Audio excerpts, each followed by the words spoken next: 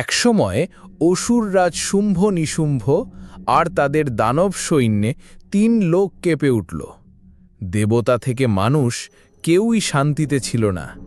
তখন দেবীরা মিলিত শক্তি থেকে আবির্ভূত করলেন মহাকালী। ভয়ঙ্কর রূপে তিনি নেমে এলেন, গলায় মুন্ডমালা, হাতে রক্তজবা অস্ত্র, চোখে আগুনের দৃষ্টি।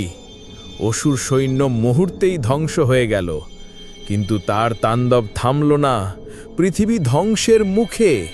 তখন এগিয়ে এলেন মহাদেব শিব। তিনি শান্তভাবে শুয়ে পড়লেন কালী মায়ের সামনে। রণমত্ত কালী হঠাৎ তার বুকে পা রাখলেন। মুহূর্তেই চমকে উঠলেন, হায়, স্বয়ং মহাদেব!